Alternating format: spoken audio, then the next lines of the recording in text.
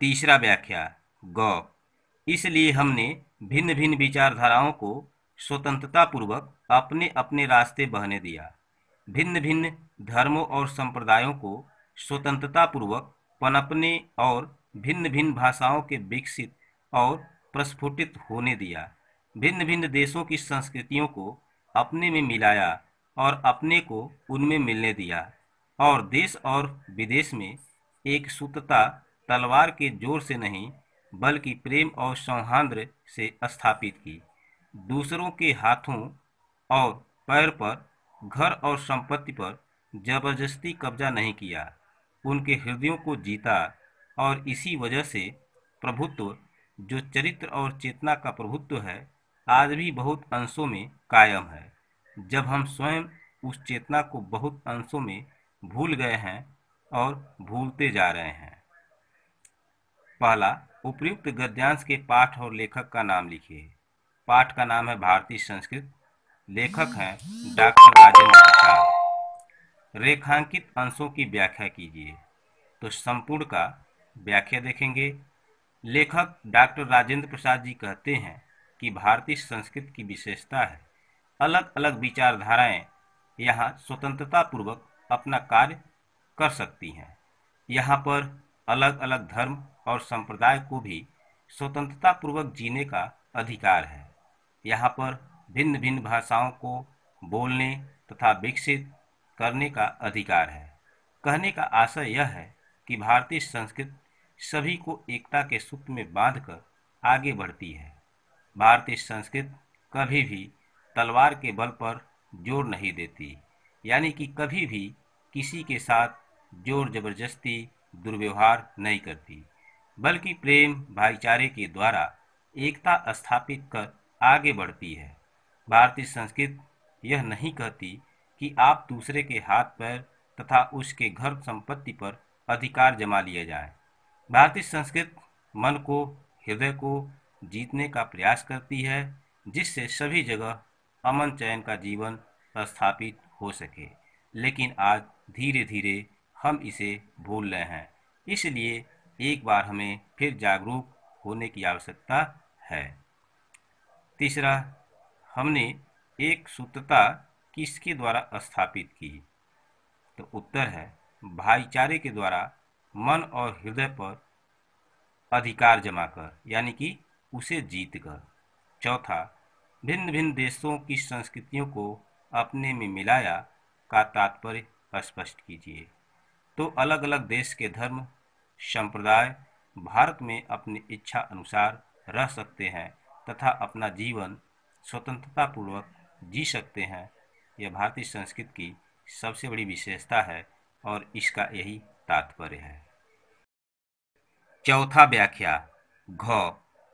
हम अपने दुर्दिनों में भी ऐसे मनीषियों और कर्मयोगियों को पैदा कर सके जो संसार के इतिहास के किसी युग में अत्यंत उच्च आसन के अधिकारी होते।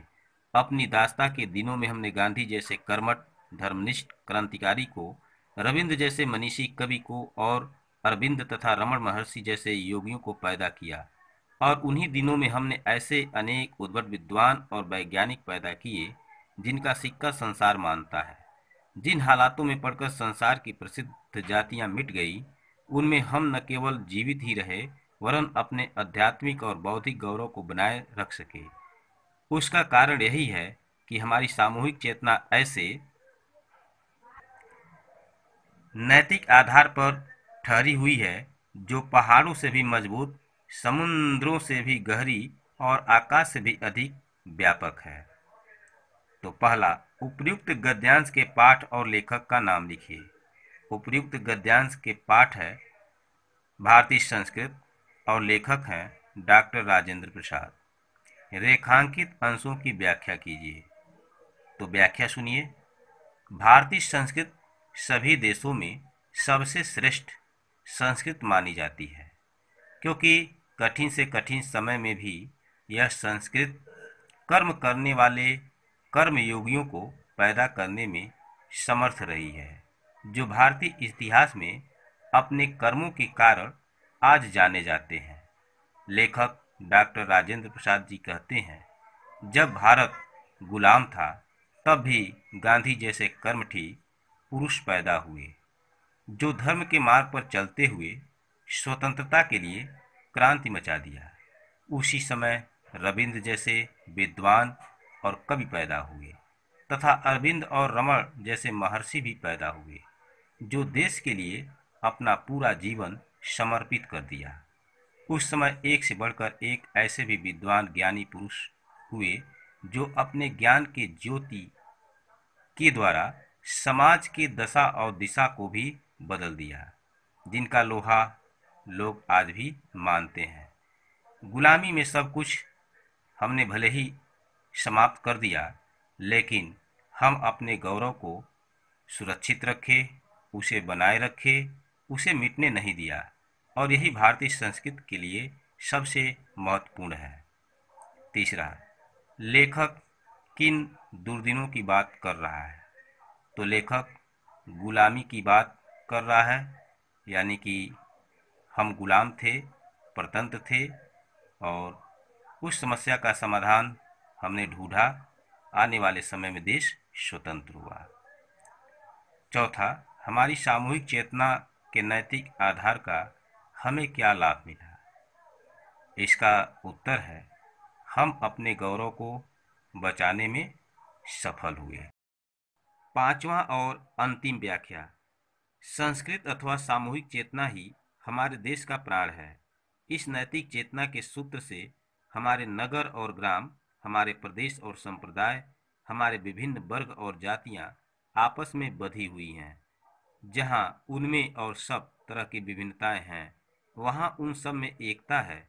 इस बात को ठीक तरह से पहचान लेने से बापू ने जनसाधारण को बुद्धिजीवियों के नेतृत्व में क्रांति करने के लिए इसी नैतिक चेतना का सहारा लिया था।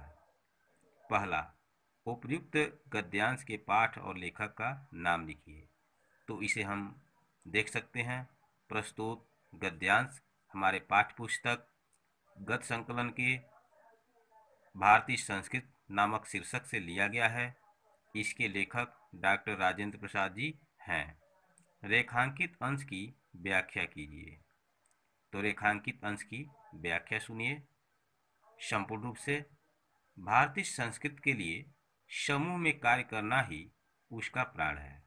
भारतीय संस्कृति में देखा जाता है कि चाहे गांव हो, नगर हो, प्रदेश हो, संप्रदाय हो, और हमारे वर्ग हो या जाति हो, सभी एकता के सूत्र में बंधी हैं और एकता के सूत्र में बंधकर कार्य करती हैं। विभिन्नता होते हुए भी आवश्यकता पड़ने पर सभी एक हो जाते हैं।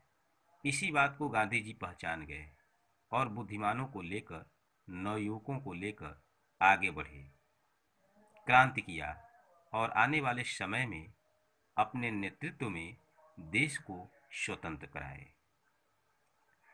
तीसरा, हमारे विभिन्न वर्ग और जातियों के एक सूत्र में बंधे रहने का लेखक ने क्या कारण बताया है?